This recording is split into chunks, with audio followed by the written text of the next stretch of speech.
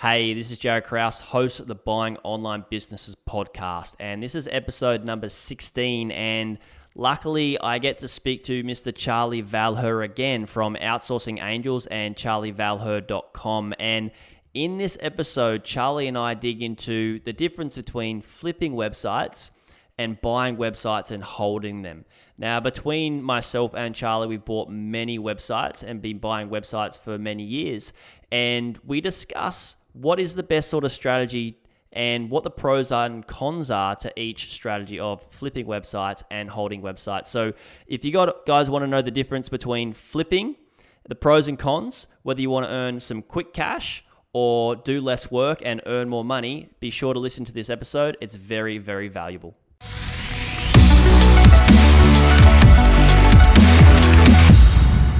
Hey guys, and thank you for jumping on the Buying Online Businesses podcast. Today I have with me again Mr. Charley Valher from Outsourcing Angels. Charley, how are you doing? Doing really well, Jared. Thank you so much for having me on the show again.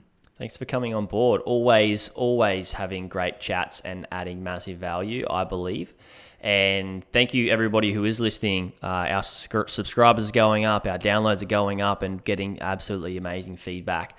And in this episode, we're going to be talking about holders versus flippers and who actually makes more money, whether you should be buying websites and holding them or buying websites and flipping them, and the pros and cons between holding versus flipping. And I kind of want to start off with just flipping, like the pros and cons of flipping. And for you, Charley, do you know anybody that has really jumped into the flipping space rather than the holding space, and if they've really enjoyed it, or have you flipped any websites yourself personally? Ooh, another juicy topic. And I must admit, this is something I've actually thought about a lot personally, because I suppose there's so many opportunities out there in this space. There really, really is. And I think there's so many different ways to tackle how to make money in buying online businesses.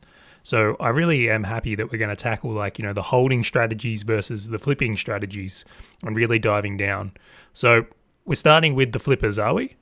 Yeah, we'll start with the flippers. Before we move on to that, and just to add on to what you said, is that yes, there's so many ways to make money from it, and there's no right or wrong. It's only what's best for you and what you feel is you're excited for. What's the best strategy for you to go down, depending on where you're at in your life and your finances and your skill set and which direction you want to take it. So yeah, I think it really is awesome, as you said, Charley.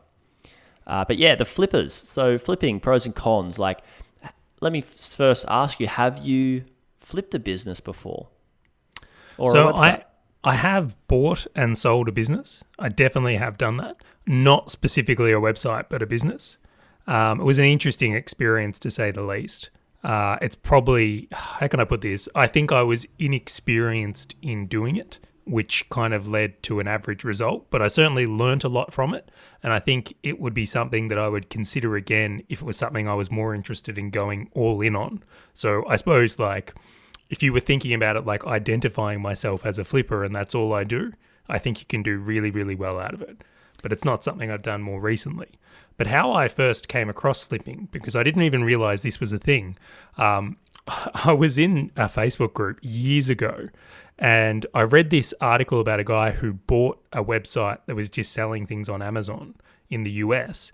And he bought this site, and all he did was basically sell on Amazon globally. So he had all this traffic, selling only products to people who were in the US, realized there was plenty of traffic coming from all over the world. So he flipped it into an international site, not just a US site, by putting in some clever code that made the Amazon, work out what country it was in. And he pretty much raised the profitability of the company by about 50% in a month. Amazing. And then he sold the business and made a quick 50 grand.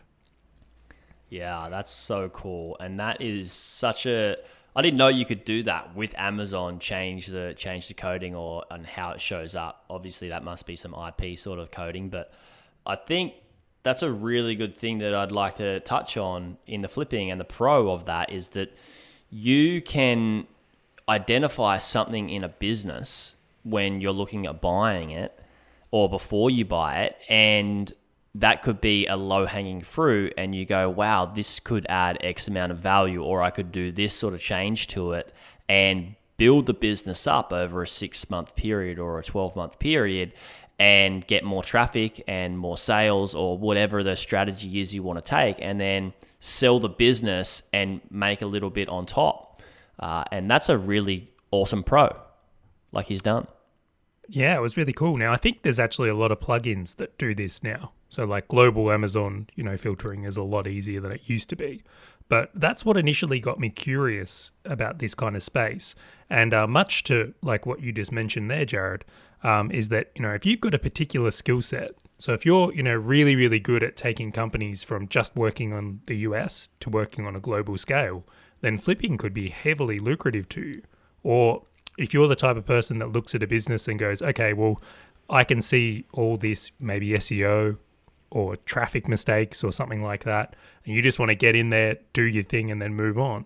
Like, it's a very, what I think, advantageous model. I think you can do really, really well in that because you're always taking advantage of like where your highest value is.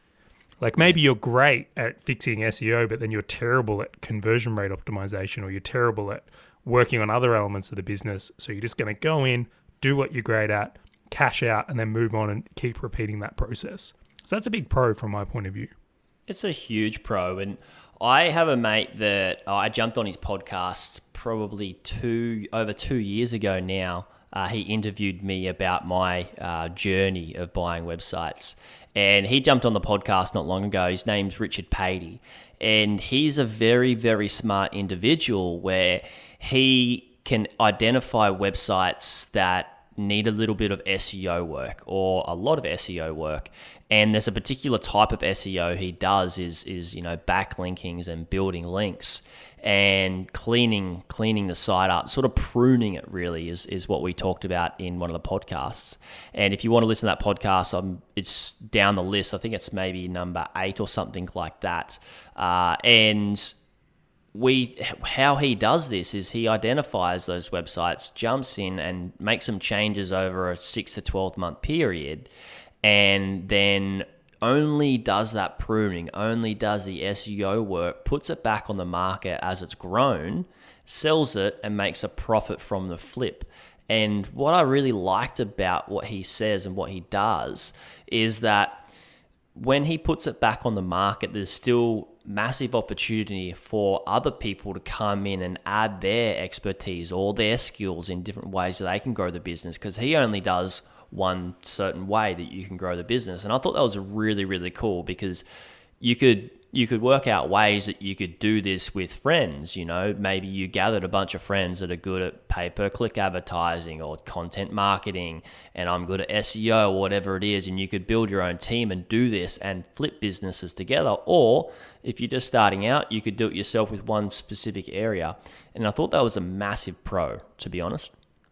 Agreed. Just builds on it. I really like it for a lot of reasons. For the right type of person, flipping sites or flipping businesses is a great model. Yeah.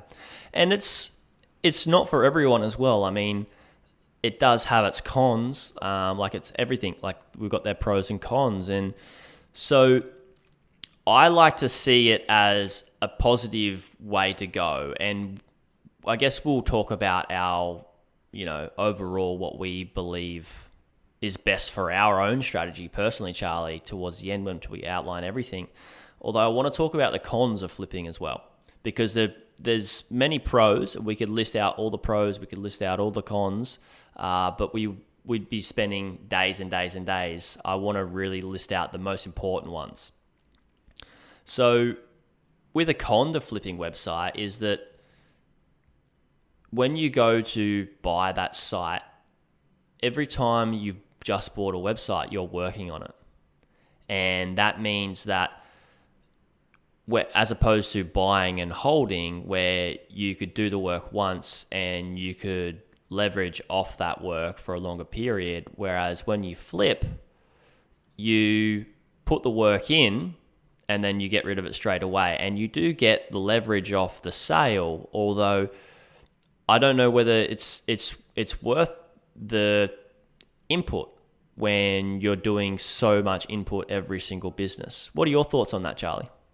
I think it depends. It's an interesting comment because if you're a small shop, so if you're a starter in this industry, or if you're someone that's maybe got a small team, I think that's very, very true. But I think if you were just a flipper and you had a team set out for this, you may not necessarily be doing the work. It may be kind of a flipping business. So it depends what scale you get to that might kind of decide that. But I do tend to agree with you on the point that if you're in this type of business, like you are setting yourself up for larger volumes of work. I imagine, just like a house, if you buy and hold a house, there's a lot less work than if you continually buying and renovating houses. There's a lot more transactions, there's a lot more change, and the chances of there being a lot more to do it is astronomically higher. Yeah. And that's a really good point, is there's a lot more transactions. And this is something that most people don't really read into or understand or know, is that when you buy a house, you pay stamp duty. And then when you sell it, you don't. But you've also got brokerage fees when you sell it. And it's the same with the business. Like, you're not paying stamp duty, but each time you sell a business, you're paying a broker. And you could sell it yourself. But then again, that's another whole ball game, which is a fair bit of work in itself as well, replying to sellers, conversations, all these different types of things you need to do just to sell the business.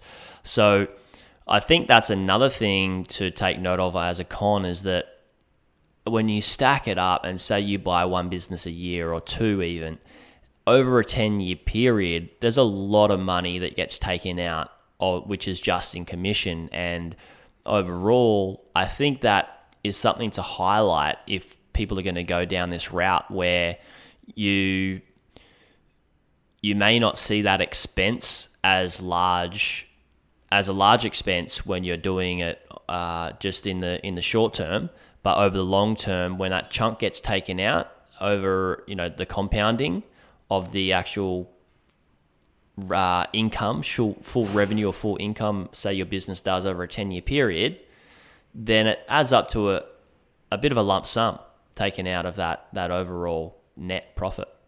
I agree. You actually stole my point. I was tying in my own point, Jared. How dare you? My apologies. But yeah, there's a lot more fees in flipping sites. Like brokerage is the big one. But then again, you kind of highlighted something as well, but factoring in how much time you may have to spend going through people's questions or responding to people. Like, there's a lot of work in actually selling a online property as well. And you could have a team, like you said, right? You could have a team you could have one person specific to each business you buy that learns the business a bit better and does handle the sale. Or does handle, different parts of the growth of it as well. So it depends on how established you are, but I think when you're first starting out, you definitely have your hands full. And I guess mixing this in with pros as well is doing this, Charlie, you learn a lot though. You're doing a lot of work, but the more work you do, the more you learn, right? Well, that is a mix. That's like a backhanded compliment. But I tend to agree. You would get very good at selling sites, like it would become, or selling online property. Sorry, you'd get very good at like understanding how to do that well versus someone who just holds. So there is an advantage there. Yeah, But I think we're dancing around the big con with this type of model though. Bring it up, Charlie.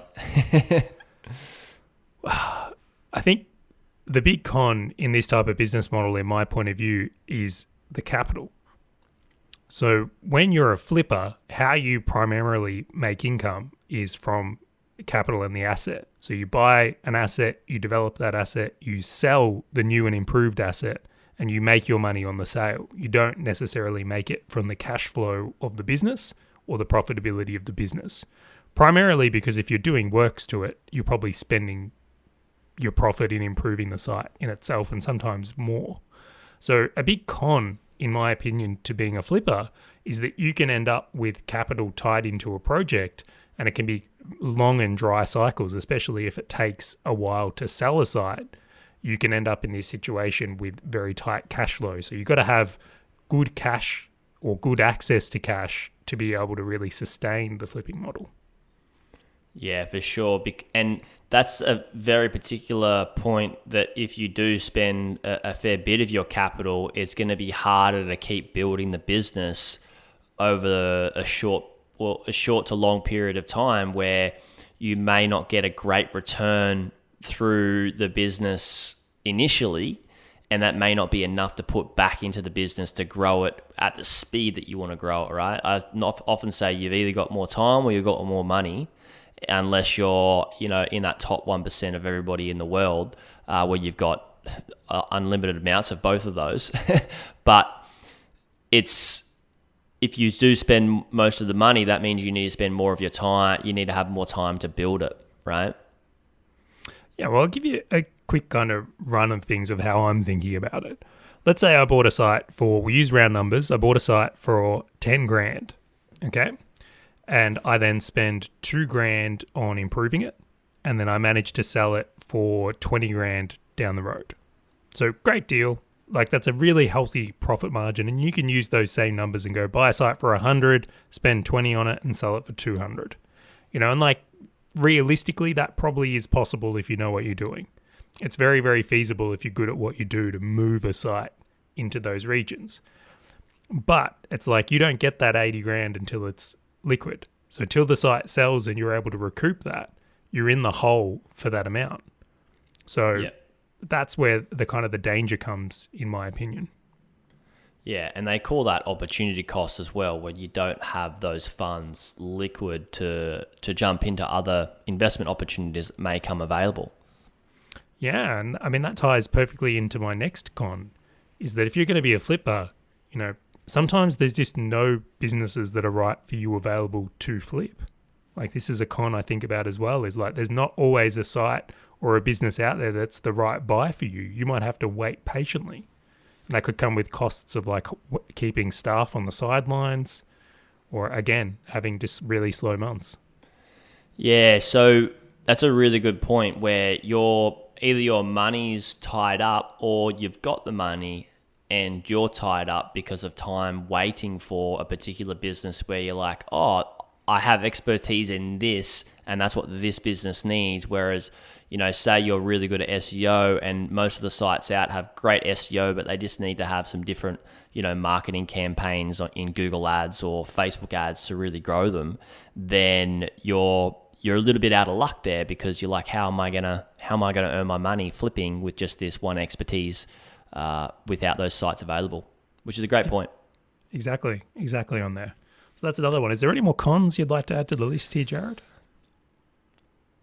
I think it's just a main point that I want to speak about in the con is, and I mentioned it earlier, is just this a lot more work, I believe. You just need to put in a lot more work more often rather than if you were going to hold. But yeah, that's my main point that I wanted people, and it may be for you if you did want to get that level of education and hustle and do all that sort of stuff. But yeah, let's move into the pros, Charlie. What do you think? I know what my biggest pro is about the holders, but what would your pros be, or one of them? This is, I'll give you one of them. I can't pick my favorite. There's a few I really like here. But the number one, the pro of being a holder, is you get to take advantage of compound interest, or the compound effect, if you will. Yeah. I feel that if you, for instance, spend a whole year improving a business and you keep it, is you get to reap the dividends of that work. You get to stay in the game and get the rewards through income. So that would be my number one. Yeah. And that's a great like point, where if you build something over a year, after that year, it's like if you build anything, once it's churning over and it's doing really well, you can sort of come back to maintenance mode, or you could be in maintenance mode with a little bit of growth and not have to put out the same amount of energy and effort and time in growing it, but you could scale back on the time that you put in and make more money. Exactly. Because the hard yards have already been put in, rather than when you buy something to flip, you put in the hard yards. Yes, you get some cash out front, but if you held it for longer, you're going to make more money. And that's my biggest pro, is that you could definitely make more income. I look at it like how Warren Buffett invests. Is he comes in and he doesn't buy businesses, build them up over time, and then sell them off. He holds them for pretty much ever.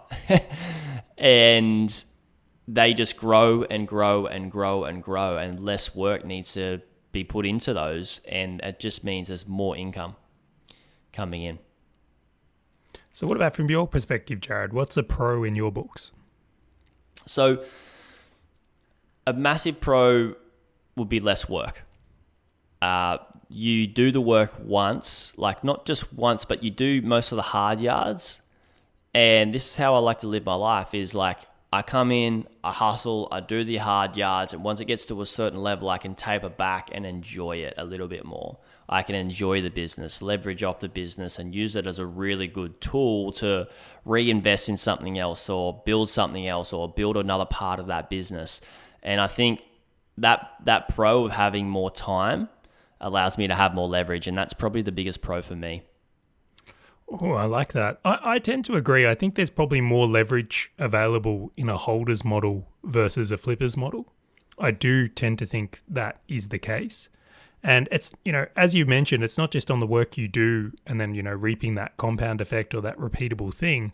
But I think interesting opportunities can pop up if you're a holder as well, where you might find, joint ventures or add-ons, or there's a whole bunch of things that probably don't exist in the flipping market.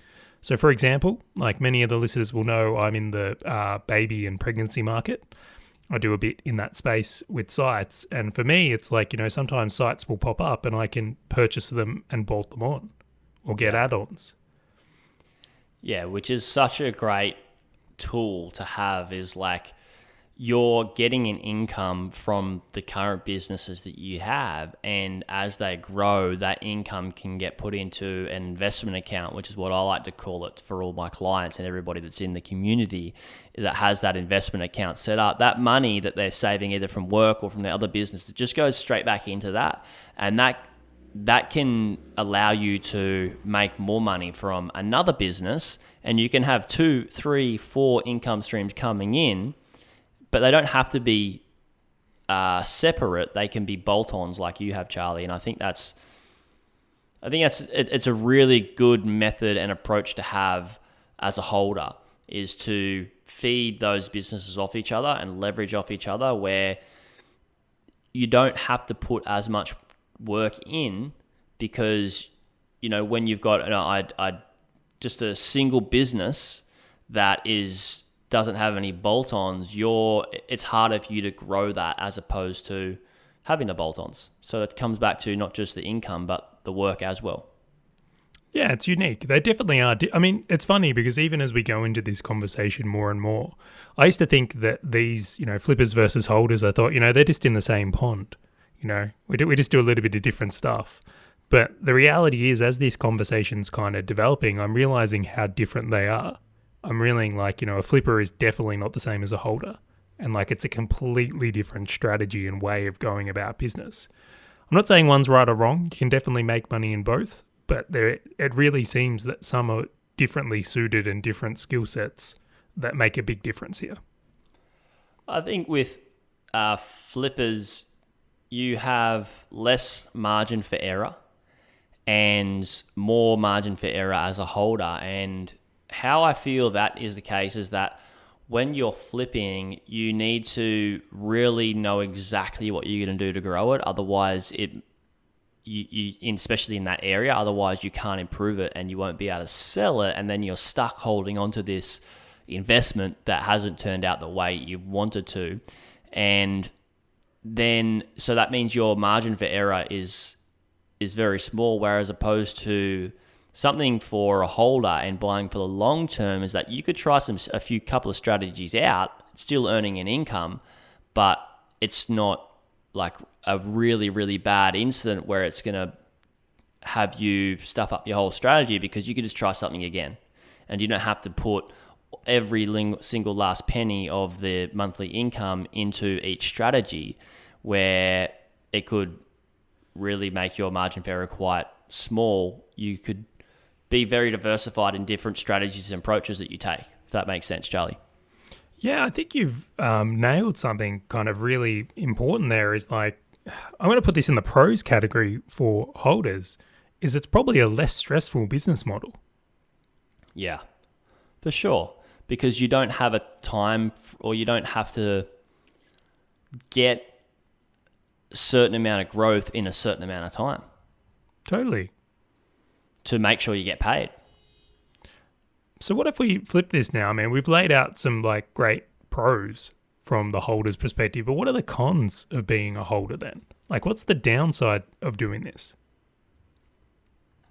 So there's a couple, and the first one I want to highlight is that, and it depends on the business model you buy, is that when you do buy a business, say it's a drop shipping business or an affiliate business, or it can be it can be various different business models, but the longer that your business is out there, I think the more competition comes to the market. And because they see that, these types of businesses or these business models are going really well, and it can become popular. And when it becomes popular, everybody wants to jump on the bandwagon, and then your profit share gets split in that industry or niche between all the other people that have started a similar type of business. And that could be a con. That's actually a great point. I hadn't thought about that at all. So it's kind of like, I mean, I just think back to it is that if you're a flipper, right, and let's say you're really, really good at driving traffic, you can just jump from trend to trend driving traffic. So, last year you could have been into crypto. Who knows? Like, you can keep moving into markets that aren't as saturated. But if you're a holder and let's say you bought the yellow pages, extreme example, but it's like, for example, like that's been on a decline. So, holding a business in a market that's become saturated or there's too much of, you actually have to spend time as a holder, I suppose, defending your position. Like, you've got to have a strong business if you're going to be a holder. Like, you wouldn't want to be caught out as like just drop shipping a product that anyone can get. Yeah, which is something I definitely I'm telling the community and clients to be wary of, is to not buy something that's easily replicable, because if you do go to invest in something, you don't want to have everybody else just jump on that bandwagon. And that's why we have these things like non-disclosure agreements and non-compete agreements and all that sort of stuff. So this is, buying from brokers that have those.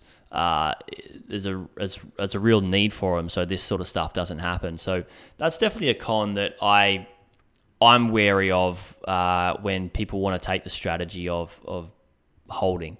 What about you, Charlie? What sort of cons have you sort of seen that could appear as a holder?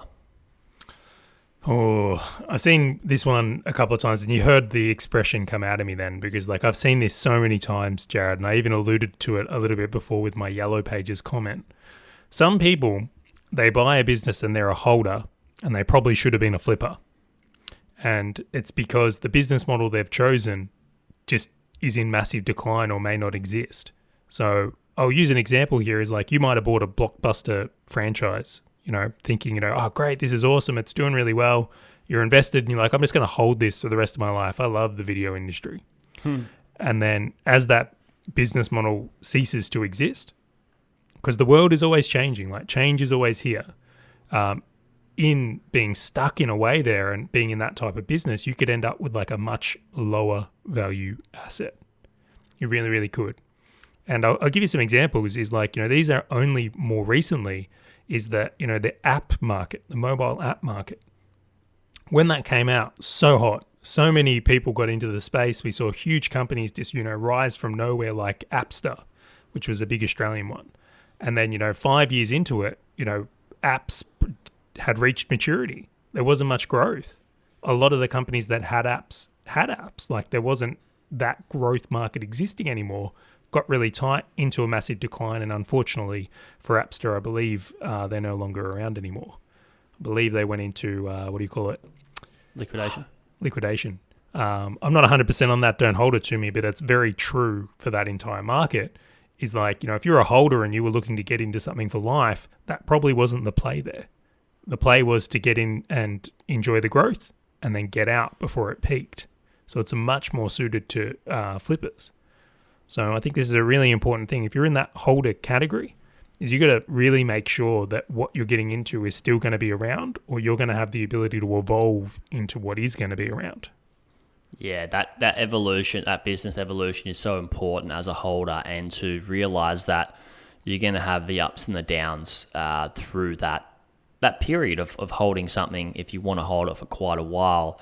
And another con could be if you did want to sell it, even if you were holding it for 4 years plus, is I think that could be a con for most holders, is not knowing when to sell. And maybe selling too late as well. I think that could be a con that most holders wouldn't really have identified, and may be hard for a lot of business owners. And this is probably where flippers get it right, is they've got one strategy, which is to grow it in this certain area. Once it hits that goal, I'm out. And I think a lot of holders probably forget about, all right, I've got to hit this goal, and then they may not set new goals and then have a backup if that goal doesn't get achieved, that, okay, we need to reassess, either grow it a different way or let's get rid of this business. Yeah, definitely. So Jared, I feel like we've discussed the pros and cons of each, but something's been piquing my curiosity this whole time here. And I don't know if I've ever asked you this. You haven't. Are you a flipper or a holder? I'm a holder. I looked into this when I was like, all right, Warren Buffett's, he's one of the richest men in the world. He's onto something here, and I'm all into holding. And I want to look for businesses that are bolt-on businesses so I can leverage them off each other. And when it comes time to sell them after, no less than 2, 3, 4 year time. But Charley, I have a feeling that I know what you are, but I kind of feel that you may have a different strategy where you may want to sell in a couple of years. And I don't know, are you looking to flip some of these as a package of some of your businesses, or are you more for the holding? Like, what's your take on this in your portfolio? Ooh, that is a good question. I think, honestly, it's like, so this is probably something we haven't even mentioned on this episode so far, is like there is definitely hybrid approaches depending on what stage you're at. Yeah, so personally, I don't like short-term flipping. The idea of me buying a business and then trying to sell it in under 12 months, that's not for me. That's just stressful, I feel, for me as well. If you've got if you're someone who's like got a really specific skill and you just know how to execute that like a boss, or you've got a team with a really specific skill, look, it might be suited to you. And I'm sure there's people out there doing really, really well, and they might make great short-term money. But overwhelmingly, I don't sit in that camp. Yeah. Now, on the reverse of that, there's holders out there like your mate Warren. And like, I think he's got this like crazy duration he will hold companies and shares. And like, I think that's fantastic, but I definitely don't sit in that camp either. I'm not looking for businesses or companies I want to hold for the rest of my life. And the reason for that, and I want to put a caveat in there, is that I just don't believe the majority of businesses or business models will exist for the duration of my life. Yeah. Yeah, that's so true. With how the world's changing, is those, like Blockbuster, Yellow Pages, cabs, all these types of things, just those business models you can't foresee. And, who knows, like Warren Buffett owns Coke and all that sort of stuff. Will Coke be around forever? Who knows? It may not be. And yeah, I'm a bit of a hybrid as well. I'm not going to hold my businesses forever. But yeah, it'll be interesting to see. I would love to get some comments from everybody who is listening and what they feel that they would be. So guys, feel free to jump onto my Facebook page or email me and let me know what you believe you would be and any sort of things that you think that you'd love covered on the podcast. But Charley, is there anything else that you kind of want to add to the buyers, holders, and the flippers? I do, and I feel like we've got to answer the most important question here. Like, who makes more? So my pick is that I think the holders probably make more over the life cycle of a business. So I feel like if you got a holder and you looked at their entire business career, they probably do better off. But for short-term quick cash, I think the flippers probably do better. Always. And that's spot on. And I thought I had already highlighted that, but I hadn't. And it's inevitable that the longer you hold on to a business, and if it's growing, and even if you're just maintaining it and growing it just slightly ever so much each year, it's going to make you more money. It's inevitable. And so, yes, you've got some businesses that will underperform after a certain amount of time as well, but I believe that the holders take the cake on who earns more money. And that's why I believe that it's a better approach, because it's less work and more money. And that's my top pick. Well played, Jared. So, Charley, thank you so much for jumping on the podcast again. I greatly appreciate it, and I know everybody else out listening does too. So, Charley, where can everybody find you? Yeah, best place to follow me is probably at charleyvalher.com. I'm sure we'll put a link into the description. But as always, the place that I come to talk about all this website stuff is in your community, Jared. So like, if you're in the community, tag me if you've got questions or you want to talk to either of us. Like, I have a lot of fun in there just talking all things buying online businesses.